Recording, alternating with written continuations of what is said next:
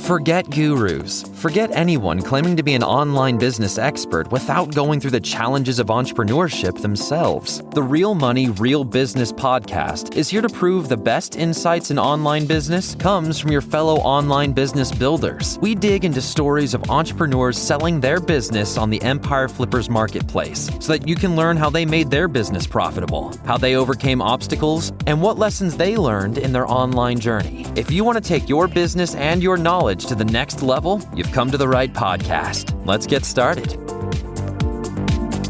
Hey everyone, welcome to another episode of the Real Money, Real Business podcast. We record these interviews so that potential buyers can learn more about the business and the seller to help them make an informed buying decision. If you would like to learn more about this business, including details like what type of business it is, how much revenue and profit it makes, and all of the assets included with the business, simply visit empireflippers.com/marketplace and search for this business's listing number, which you can find in the video thumbnail and in the description. Or if you're watching this on YouTube, you can click the link in the description to go straight to the listing.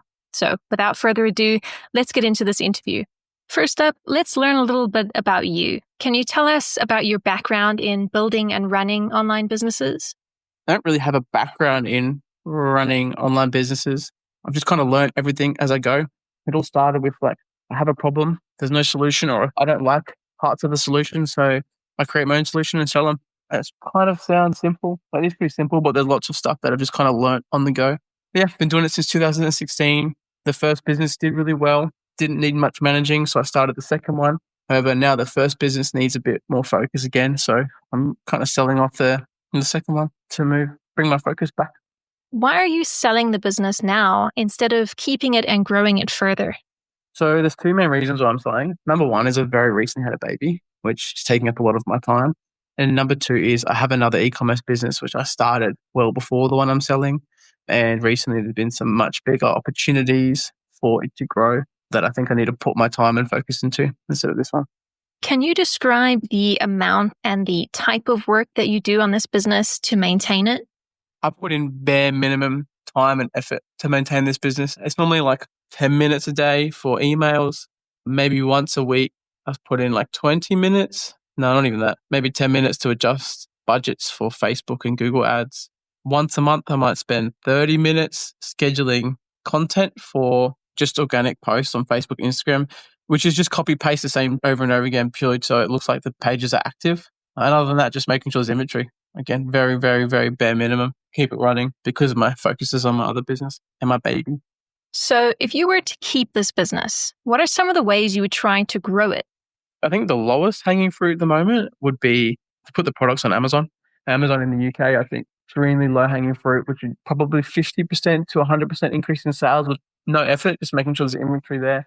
The other main ways would be more products or more variations of the existing products. So I think some people are asking for different sizes of the current product and different colors, which is pretty easy win to increase sales. I think there's a lot of opportunities to add more products that are complementary or have a similar target customer that solve a similar problem, which I think could be added in to increase AOV and also draw in new customers. And to be honest, I've been extremely lazy with advertising. I think new creative and more effort put into monitoring the ad accounts could easily increase sales. Again, I haven't spent a lot of time focusing on this business. So there's a lot of places that could be improved to increase profitability and sales. Right. And what would you say are the biggest risks with this business that buyers should be aware of? So they're not really risks, but just things to be aware of. The product is electronic. So obviously there's going to be a very small defect rate, which I think is standard for every electronic product. But that risk is mitigated by one, very high margins, which means that if we have to replace any under warranty, not a real problem because we've made a thick margin on the sale. And two, the supplier that we work with replaces defective products. So the next order you make, you'll get that amount for free, as long as you keep some proof of how many have been defective. And the other thing that you should be aware of is a very seasonal business. Without giving away the exact business and product, it sells a lot around the winter and colder months, and sales tend to slow during the warmer months. Again, I see this as a pro and a con. Con because it's a little bit harder to plan inventory and you're not really getting many sales during those warmer months. I think that's a pro because you can kind of put on the back burner and not really focus too much on the warmer months. And then just make a ton of cash and profit in a quarter month. How much support are you willing to offer the buyer who acquires this business?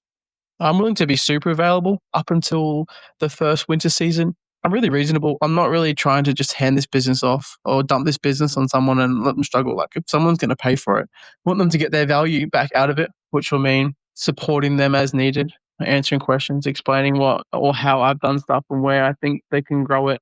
Are you open to negotiating something like an earn-out agreement? No, I just want cash, to be honest. My other e-commerce business has some opportunities that a bit of extra cash would be really helpful for. So, Okay, final question.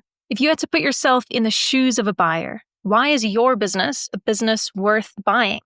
So if I put myself in the shoes of the buyer and think about why this business might be worth buying, I'd see that the business is very profitable and the current owner puts very little time into maintaining it while it's still quite profitable.